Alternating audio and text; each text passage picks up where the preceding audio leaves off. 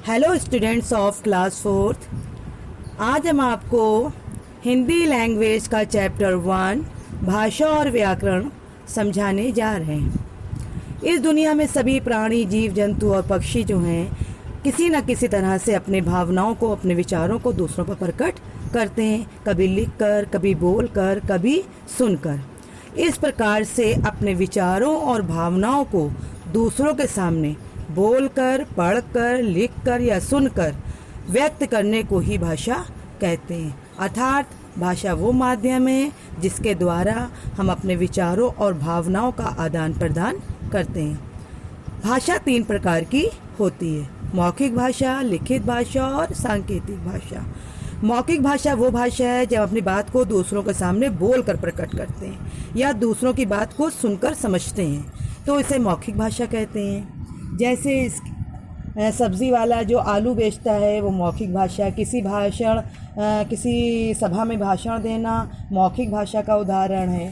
या हम जो दैनिक जीवन में भाषा प्रयोग में लाते हैं वो मौखिक भाषा है। लिखित भाषा वो भाषा होती है जब अपनी बात को लिख कर दूसरों को समझाते हैं या दूसरों की बात को पढ़कर समझते हैं, तो वो लिखित भाषा है। जैसे एक बालक व्हाट्सएप से किसी मैसेज को भेजता है या अखबार में कोई भी संदेश पढ़कर हम समझते हैं। सांकेतिक भाषा वो भाषा होती है जब हम संकेतों के द्वारा अपने विचारों को व्यक्त करते हैं। जैसे ट्रैफिक पुलिसमैन हाथ के इशारे से यातायात को इशारा करता है, इसी प्रकार से हम गूंगा अपनी बात को दूसरों को इशारों से समझाता है। यहाँ कक्षा में हम उंगली रखकर बच्चों को चुप रहने का संकेत करते हैं। बोली भाषा का ही क्षेत्रीय रूप है। एक राज्य के विभिन्न क्षेत्रों में लोग एक ही भाषा को अलग अलग तरीके से बोलते हैं, तो बोली भाषा का क्षेत्रीय रूप है। भारत में राजस्थानी, हरियाणवी, बुंदेलखंडी, अवधी, ब्रजभाषा आदि बोलियां बोली जाती हैं। लिपि जो है वो भी भाषा के लिखने की एक विधि होती है जिसे हम लिपि कहते हैं। ध्वनि चिन्हों और संकेतों को जिस प्रकार से हम बताते हैं वो हमारी लिपि कहलाती है।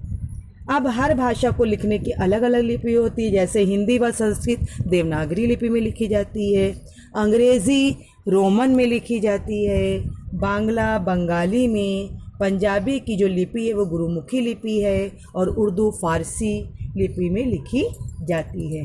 इसके अतिरिक्त और भी भाषाएं अलग अलग लिपियों में लिखी जाती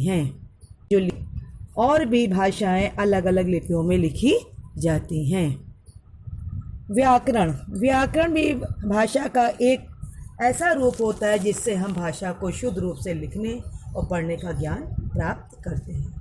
किसी भी भाषा को सीखने के लिए कुछ नियम बताए जाते हैं और उन नियमों का सही प्रकार से ज्ञान होने पर ही हम भाषा को शुद्ध रूप से लिखना और पढ़ना सीख पाते हैं। अगर हमें इन नियमों का ज्ञान नहीं होगा तो हम किसी भी भाषा को शुद्ध रूप से लिख व पढ़ नहीं सकते हैं। अनेक प्रकार की अशुद्धियाँ हो जाती हैं, जैसे हिंदी में मात्राओं की अशुद्धियाँ, स्वर के उच्चारण की अशुद्धियाँ। इसी प्रकार से हमें व्याकरण सीखने के अंतर्गत उन नियमों का ज्ञान कराया जाता है जिससे हम भाषा को शुद्ध रूप से बोल पढ़ पाएँ, उन्हें लिख पाएँ और उन्हें पढ़ पाएँ।